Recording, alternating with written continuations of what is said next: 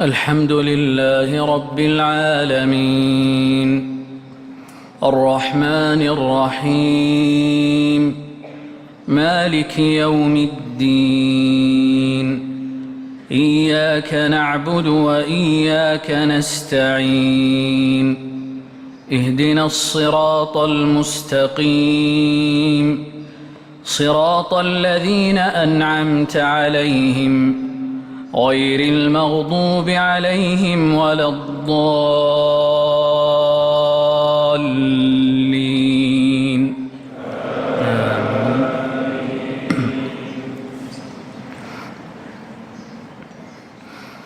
ولقد آتينا إبراهيم رشده من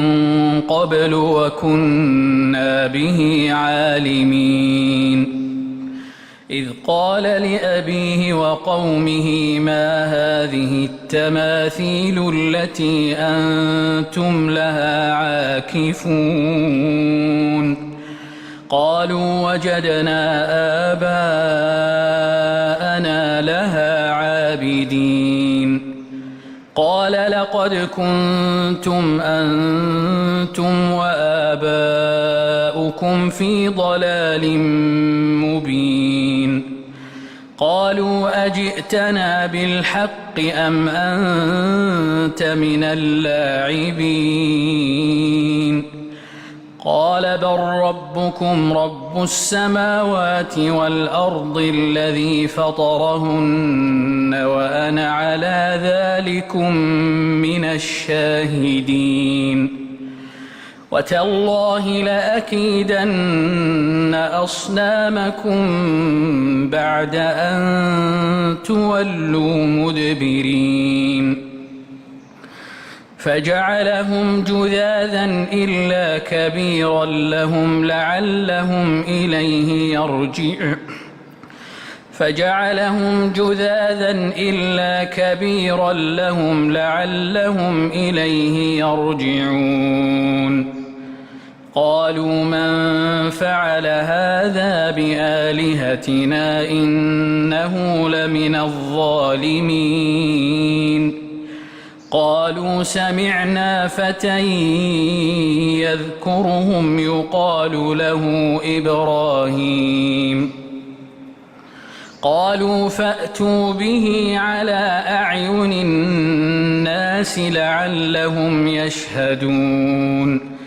قالوا أأنت فعلت هذا بآلهتنا يا إبراهيم قال بل فعله كبيرهم هذا فاسألوهم إن كانوا ينطقون فرجعوا إلى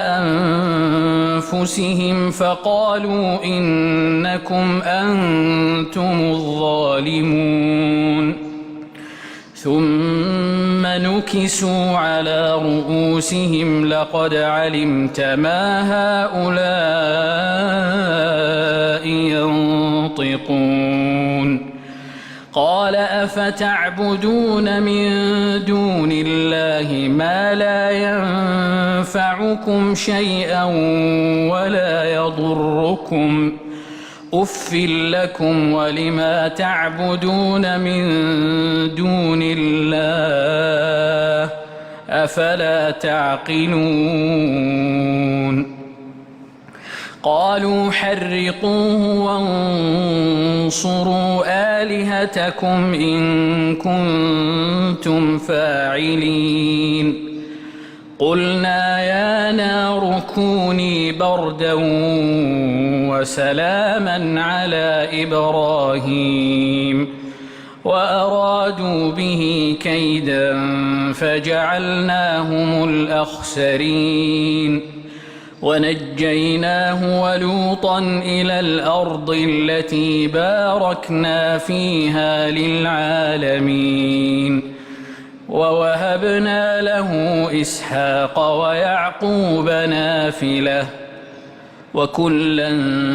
جعلنا صالحين وجعلناهم أئمة يهدون بأمرنا وأوحينا إليهم فعل الخيرات وإقام الصلاة وإيتاء الزكاة وكانوا لنا عابدين.